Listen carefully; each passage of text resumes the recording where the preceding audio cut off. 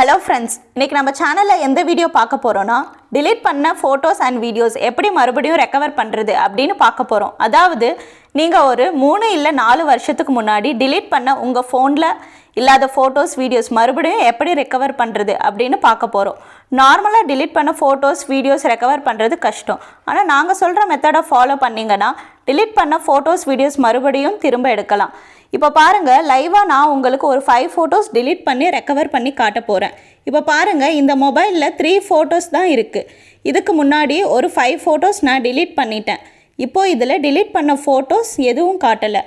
அதுவே இந்த ஆப்ல பாருங்க delete பண்ண photos எல்லாமே இங்க இருக்கு.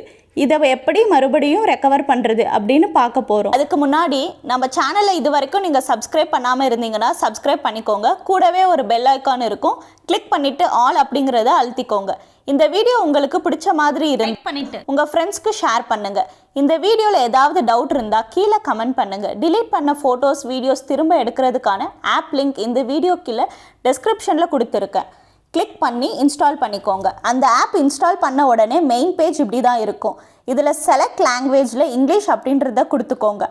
அடுத்து ஸ்டார்ட்டை கிளிக் பண்ணிவிட்டு ஸ்கிப் கொடுத்துக்கோங்க. இதில் ஃபோட்டோ, வீடியோ, ஆடியோ, டாக்குமெண்ட் அப்படின்னு 4 ஆப்ஷன் வரும். நீங்கள் வேணும்னா வீடியோ, ஆடியோ, டாக்குமெண்ட்டை கூட ரெக்கவர் பண்ணிக்கலாம்.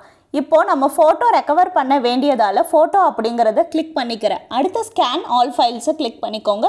கிளிக் பண்ண உடனே இது வரைக்கும் நீங்கள் delete பண்ண எல்லா ஃபோட்டோஸும் ரெக்கவர் ஆகும். இப்போ பாருங்கள் நம்ம delete பண்ண அந்த 5 ஃபோட்டோஸும் இங்கே காட்டுது. இதுவே நான் கேலரியில் காட்டுற பாருங்கள்.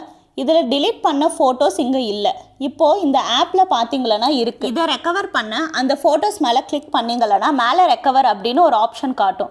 அதை கிளிக் பண்ணிங்களன்னா ரெக்கவர் ஆகிடும். உங்கள் ஃபோன் ஃபேக்ட்ரி ரீசெட் பண்ணாமல் இருந்தால் தான் ரெக்கவர் பண்ண முடியும். ஒருவேளை ஃபேக்ட்ரி ரீசெட் பண்ணி இருந்தால் ரெக்கவர் பண்ண முடியாது. இந்த மாதிரி டெக் வீடியோஸ் பார்க்க நம்ம சேனலை சப்ஸ்கிரைப் பண்ணிக்கோங்க.